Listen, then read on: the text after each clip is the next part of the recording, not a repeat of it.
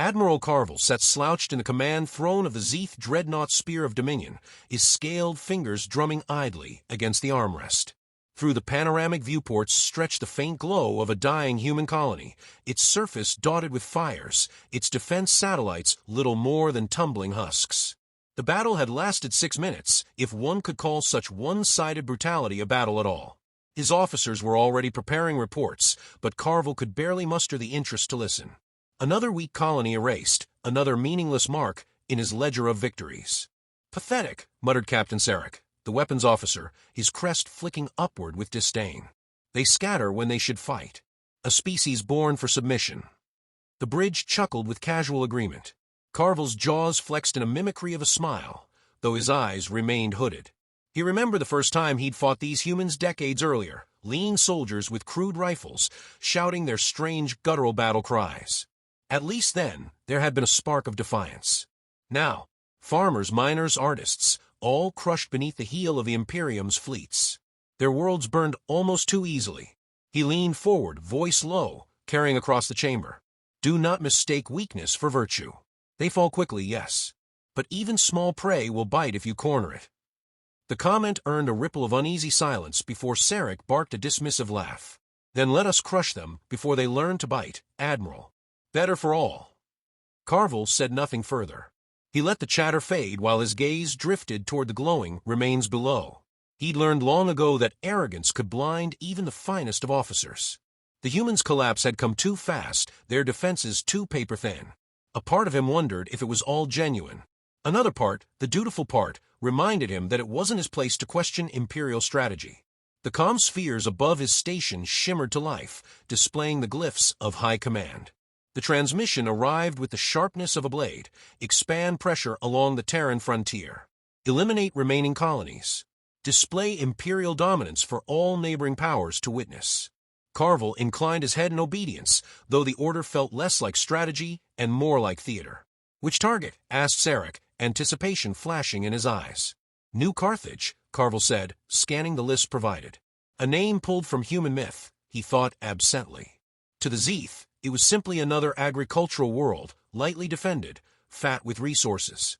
The ship hummed as coordinates were set, the fleet aligning into formation. Carvel leaned back, tail coiling around the base of his throne. Something gnawed at him. Reports from scouts described unusually low resistance on several border worlds, almost as if humans abandoned them willingly. His science officer, a pale, angular figure named Vorin, hesitated before speaking. "Admiral, with respect, the patterns trouble me. Abandonment, deliberate withdrawal, the absence of civilian resistance, it suggests strategy, not weakness." A murmur moved across the bridge. Sarek sneered. "Strategy? From them? They've barely scraped into the void, and you would credit them with foresight." Vorin's voice sharpened, though he kept his eyes lowered. Dismissal can be dangerous. History is littered with empires who underestimated smaller foes. Carvel cut the exchange short with a raised claw. "Enough. Whether cunning or cowardice, the result remains. We move on New Carthage. If they are hiding teeth, we will draw them out and break them." The officers bowed in compliance, but Vorin's unease lingered like a shadow. Carvel noticed it. He stored the doubt away, without acknowledging it aloud. When the fleet slid from hyperspace above New Carthage, silence greeted them. The world hung serene, its oceans glittering, its farmlands a patchwork of green and gold. Orbiting stations registered ancient, almost ceremonial defenses, their weapon systems years out of date. The bridge once again filled with the smug laughter of officers. Sarek's grin widened. "By the ancestors, Admiral, this will be over before the hour turns." "Deploy drop ships," Carvel ordered, voice clipped. "Standard assault pattern. Take the capital intact if possible. The rest is expendable." Columns of transports descended, dark streaks against the planet's blue sky. Carvel waited for the usual panic, the scattering of defense craft, the clumsy ground-to-air missiles. Instead, stillness. His jaw tensed. Then a sound. Not a weapon. A voice. It filled the bridge without origin, clean and resonant, every syllable weighted like a verdict. "This is Earth. You have trespassed far enough." The laughter died. Officers stiffened. Sarek's crest flattened against his skull. Carvel straightened, every scale along his spine prickling. "Source." "Everywhere," Vorin whispered. His instruments flickered with unreadable signatures. "Admiral, I cannot isolate it." Before Carvel could reply, the void shifted. Space itself rippled, peeled back like a veil. From nothingness, shapes emerged, sleek vessels of obsidian plating, their surfaces swallowing starlight. Dozens, then hundreds, arranged in precise silence around New Carthage. Terran warships, far beyond anything the Imperium's dossiers had ever catalogued. The bridge shuddered with gasps. Sarek spat disbelief. "Illusion. They fabricate."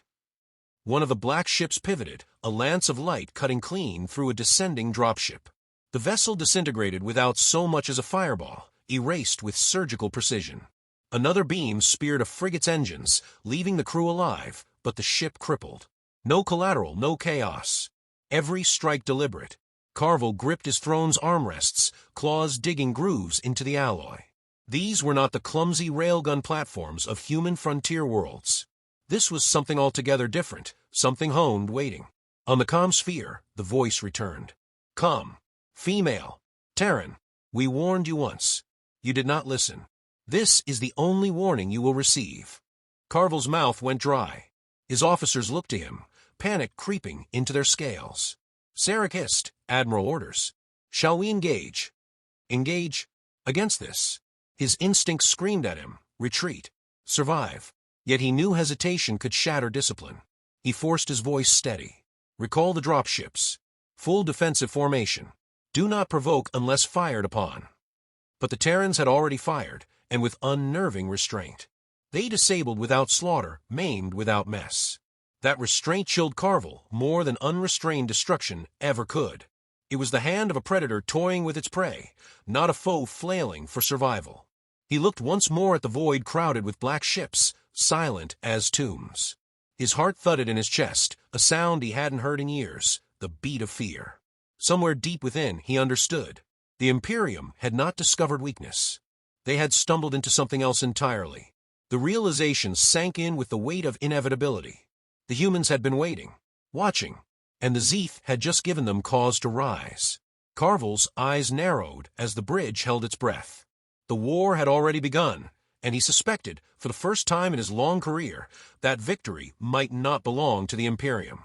Admiral Carvel stared at the empty space where his drop ships had been annihilated, the silence on his bridge heavier than any explosion. Around him, his officers worked frantically, their voices clipped with fear, trying to make sense of the Terran fleet that had appeared from nowhere. The images replayed across tactical displays. Sleek vessels cloaked in black plating, their attacks impossibly precise, disabling without slaughtering. It was not the victory of a desperate defender. It was the performance of an executioner who had rehearsed every movement. Vorin broke the silence, his voice hushed, almost reverent. "Admiral, this is not improvisation. They've prepared this for years." His long fingers danced across a console, sifting through intercepted transmissions. Every destroyed colony, every retreat, deliberate. A feigned weakness. Sarek's fist slammed against a railing, scales bristling. Lies. Tricks to make us fear them. These are farmers with illusions of grandeur. Carvel did not correct him, but the thought churned in his gut. Tricks could not explain the efficiency he had just witnessed. No scattered fire, no wasted energy. Every Terran beam had struck with surgical intent. Restraint like that was not desperation. It was mastery. The calm sphere shimmered again, and the human voice returned, calm as the void. A woman's voice, level, unhurried, each word edged with certainty. "This is Admiral Sato Ishikawa of the Terran Defense Accord. Your incursions end here. You have mistaken our silence for weakness. That error ends now." Her image materialized on the sphere, a human clad in dark uniform, face impassive, eyes sharp as glass. She did not sneer or gloat. Her expression held the composed weight of inevitability. Carvel straightened in his throne. "You presume to dictate to the Imperium." His voice carried more steadiness than he felt. The woman's gaze did not waver. "No, I state a fact. Your empire's expansion stops, or it dies by its own arrogance." Sarek spat a curse, but Carvel silenced him with a gesture. He studied the woman, her posture, the absolute lack of fear. There was no bluff in her. He could feel it in his bones. She was not convincing him, she was warning him. When the transmission ended, Vorin whispered, Admiral, we cannot defeat them. Not as we are. Carvel snapped, harsher than intended. We do not yield at the first shadow. We observe. We adapt. We survive. But his words rang hollow even to him. He excused himself from the bridge and retreated to his private chamber, where he demanded access to captured human archives. He needed to know what sort of species could mask such power behind a facade of fragility. The files loaded onto his holotable, fragments of human history pieced together by Zeeth intelligence. He expected primitive tribal wars, perhaps a handful of space conflicts. Instead, he found something else. Endless footage of battlefields across centuries, trenches drowning in mud, cities reduced to ash by bombs, oceans turned to graveyards of steel. He saw soldiers crawling through fire with half their bodies missing, civilians refusing to surrender as tanks rolled over their homes, entire nations reborn from ruin.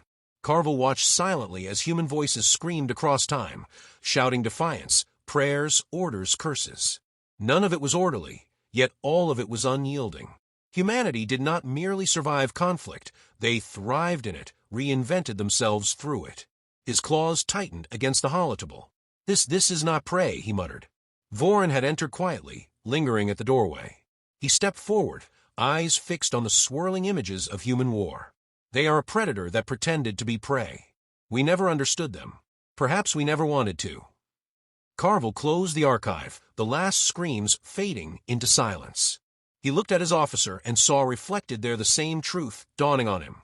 The humans had been preparing not out of fear, but out of memory. They had carried the scars of endless wars into the stars and hidden them beneath a mask of civility. Back on the bridge, Sarek demanded action, his voice brittle with bravado. We rally the fleet, Admiral.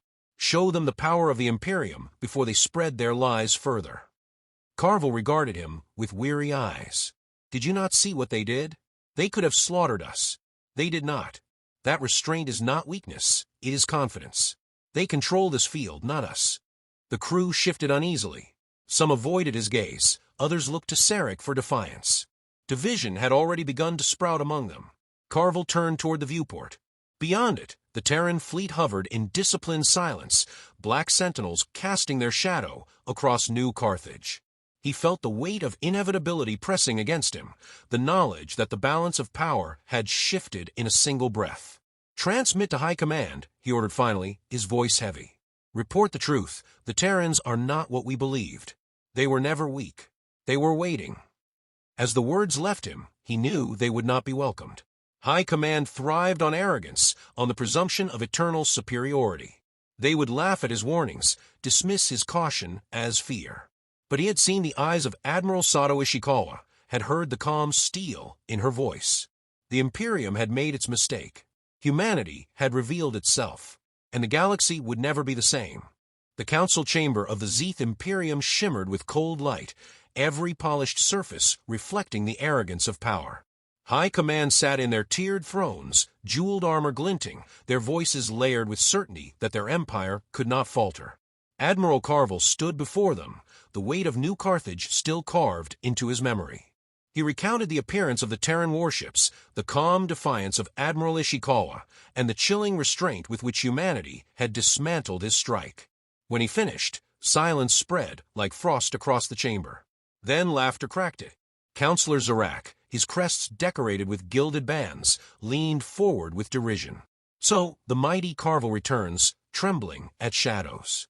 You ask us to believe farmers forge fleets capable of humbling our dreadnoughts? Absurd. Murmurs of agreement rippled among the council. Carvel held his ground, though the sting of humiliation flared hot under his scales. I saw them with my own eyes. Hundreds of ships, cloaked until the moment of strike. Their weapons precise beyond anything we field.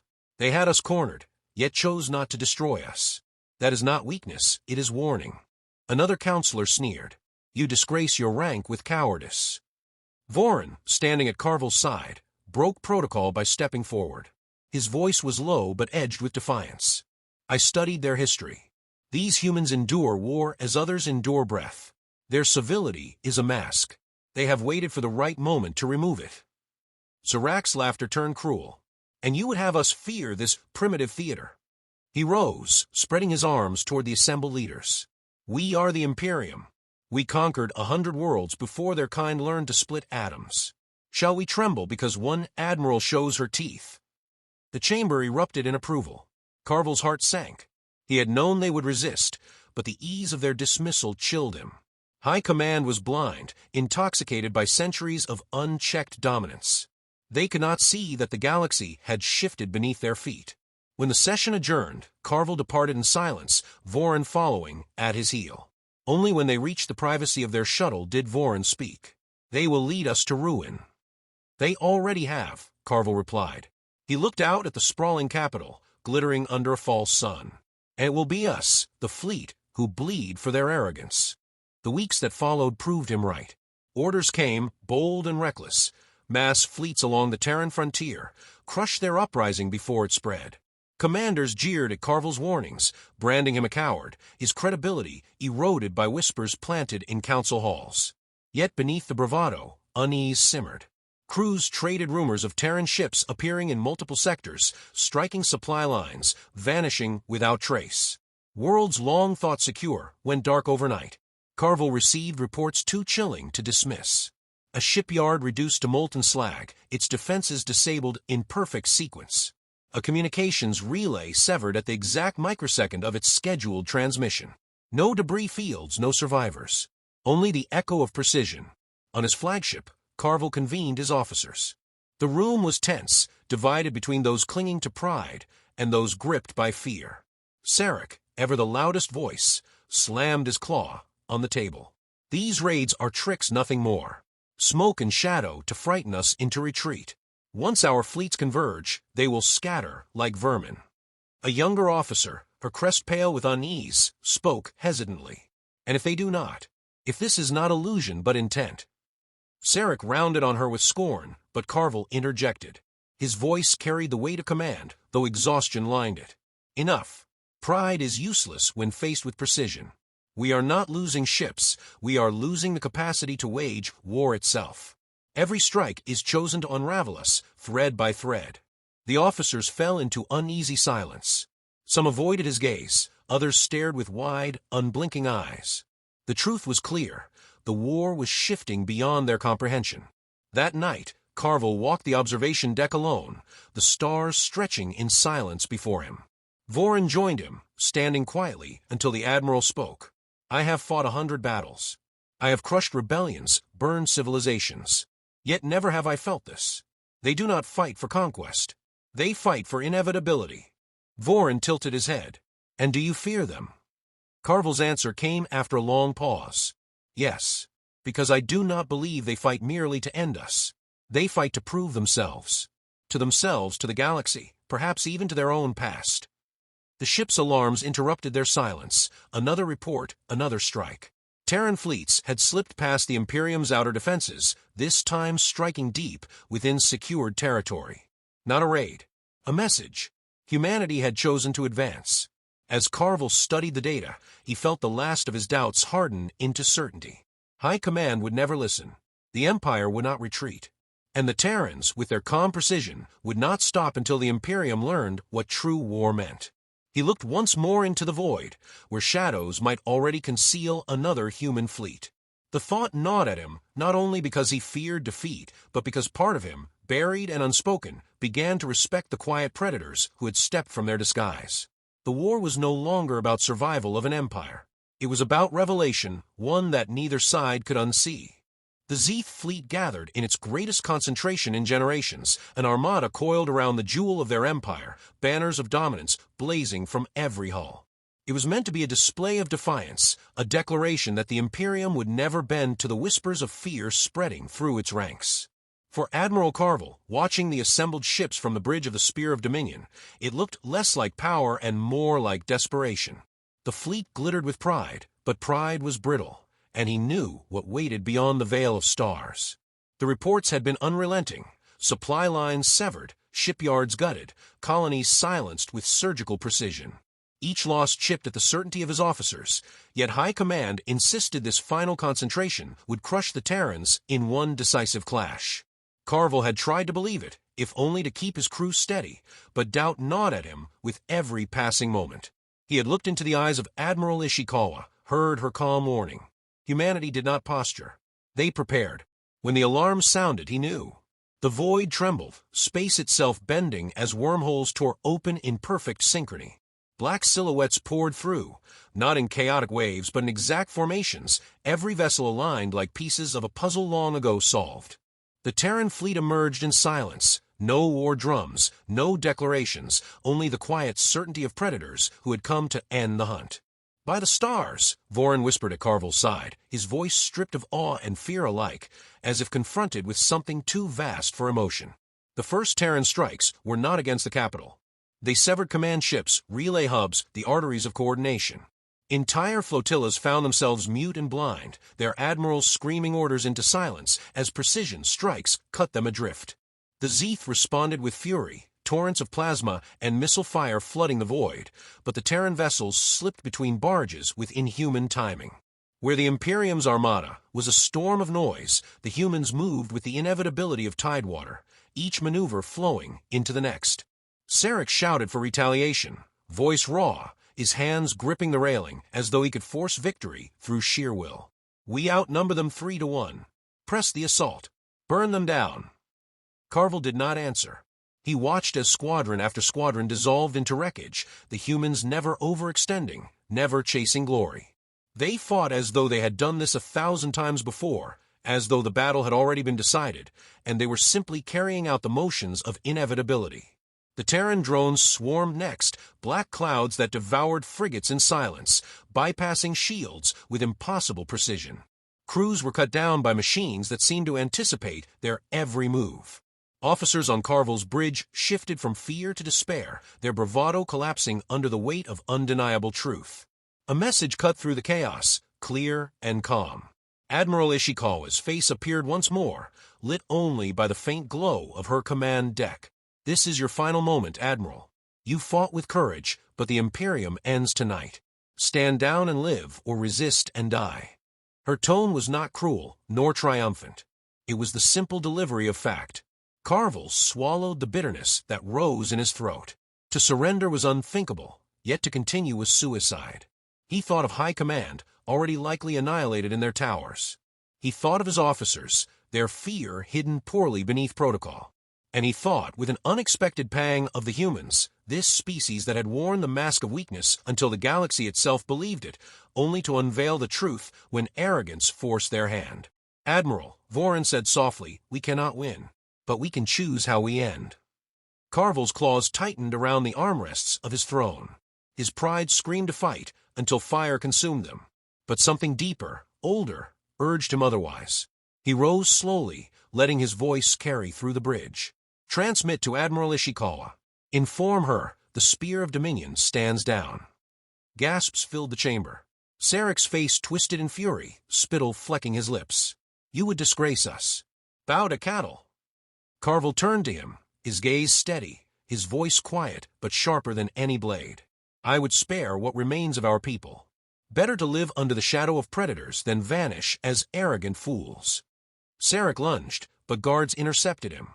The crew, once divided, now saw the truth written in the stars outside their viewport. They were beaten, and survival required surrender. As the ship powered down its weapons, Terran vessels closed in, their presence suffocating yet restrained. Not a shot fired at them now, no cruelty, no gloating. Only watchful silence, the silence of victors who did not need to raise their voice. Hours later, Carvel stood on the command deck of a Terran flagship. Ishikawa faced him across the polished floor, her expression unchanged from their first encounter. He bowed his head, not from deference but from acknowledgement. "You could have killed us all," he said, his voice hoarse. "We could have," she agreed. "But extermination breeds resistance. Stability requires something else. You will help govern what remains of your empire under Terran oversight. Do this, and your people endure. Refuse, and they vanish." The terms were merciless in their clarity, yet they carried a strange mercy. The Imperium would not die by fire, but be reshaped by hands far steadier than its own. Carvel understood then why her words unsettled him more than her fleets. Victory without cruelty was a deeper power than conquest through blood. He bowed again, lower this time. "Then I will serve." When he returned to his chambers aboard the Spear of Dominion, the stars outside seemed changed. Not weaker, not brighter, simply sharper, as though the galaxy itself had awoken from slumber. His empire was gone, but his people would live, and in time they might even understand what had seen. Humanity was not ascendant by accident. They had waited for arrogance to awaken them, and now nothing would force them back into silence. In the quiet, Carvel whispered the truth he had fought so long to deny. They were never weak. They only pretended. The words lingered in the air, a confession and a warning both. For though the war was over, its echo would ripple across every star, reshaping the order of the galaxy. Humanity had risen not with fury, but with inevitability, and in their calm there was a promise more chilling than any threat. They would never sleep again.